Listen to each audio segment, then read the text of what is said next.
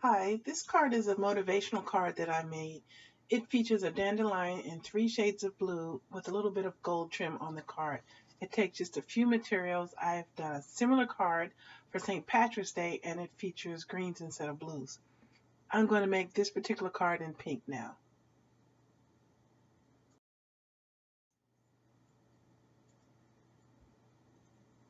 The papers I'm using is a pink card base cut 8.5 by 5.5, scored at 4 1/4. I also have a craft mat cut at 5 1/4 by 4. A white panel cut 5 1/4 by 4 also, and a white panel which is 5 by 3 3/4.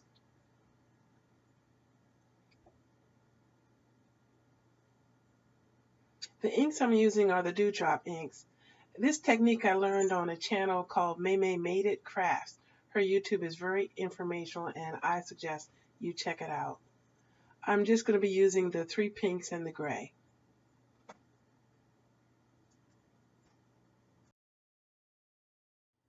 I'm also going to be using Versafine Onyx Black and some gold glitter tape. The stamp I'm using is The Pursuit of Happiness by Stampin' Up. I'm using 2 sentiments out of that. I also have a non-named stamp set I got online somewhere. It features dandelions, fairies, and grass.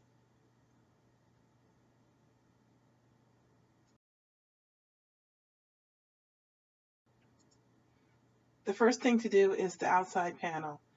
The technique that I'm illustrating today uses these dewdrop inks by dragging it across the paper, making the watermark image. There's no right or wrong way to it. You just take the ink, press the pad, and drag it, as you see in the picture here. Just once you commit, just keep your hand moving. There's no right or wrong, as I said. Just go for it. And if you don't feel that you've done it right the first time, you can always go and put a little bit more color on it.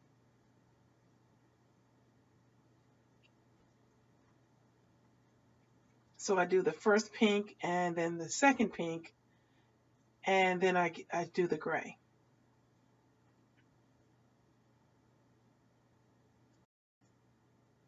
I could have done a little bit more gray, but after I looked at it, I decided this was fine the way it is.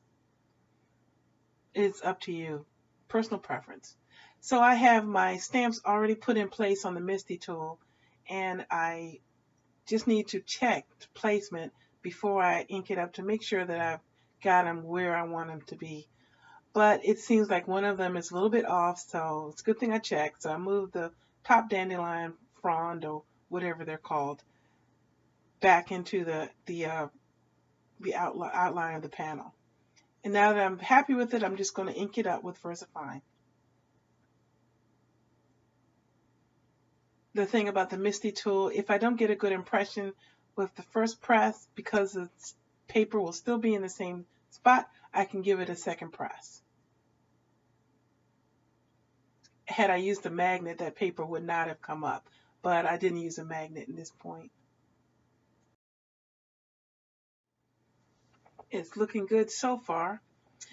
Now I just need to clean the stamps off because I need to stamp the sentiment now.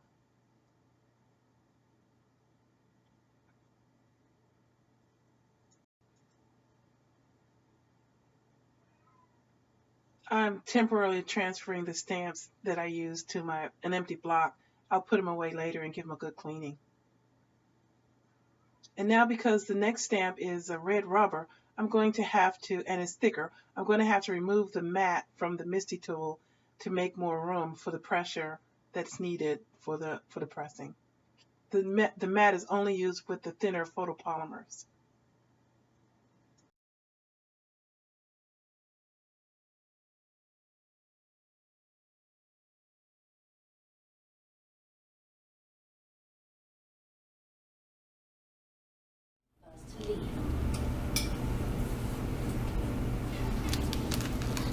Transfer to the door.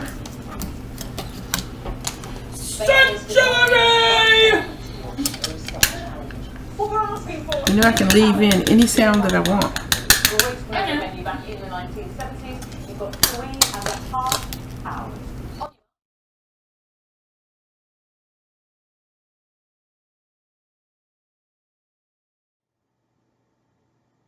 And the front panel is finished, and I'm happy with how that looks.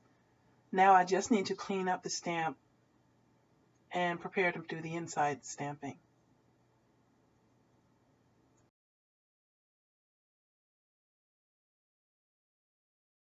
For the inside, I just wanted a very simple sentiment, and this one in the stamp set I thought was perfect. I'm just inking it up with the Onyx black.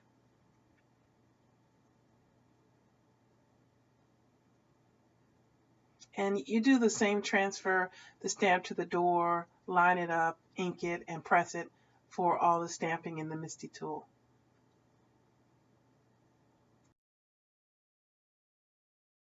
Now I'm taking the gold glitter tape and I'm going to use the grid mat to help me line it up and make it a little easier.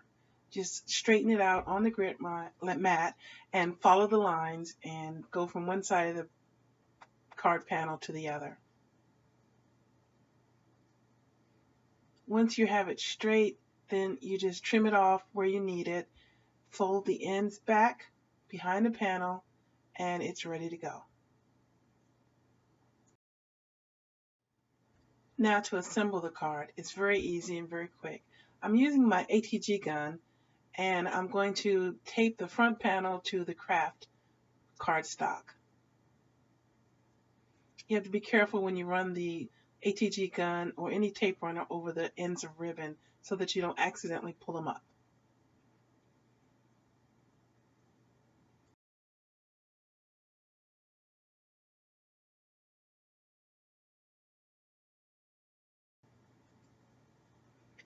And now I'm going to tape the inside panel to the card. I try to do that first, so if I make a mistake on the inside panel, I haven't lost all the work that I did for the outside panel. And usually if I make a mistake, it'll be on when I put the inside panel in.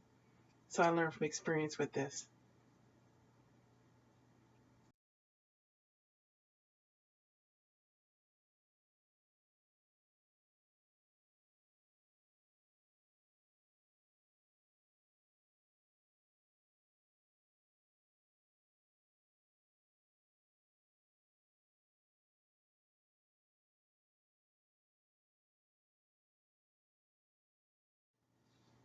And that's the finished card. As you saw, it went together very quickly, just over 5 minutes for the card making part of it. I'm sure if you didn't have the dewdrop inks, you could recreate this card by dragging your stamp pads over the cardstock. It's very simple. The distress inks or the Stampin' Up! Spots would lend themselves very well for this technique. As always, I appreciate you watching my videos. Please subscribe to my channel if you like them, and have a good day.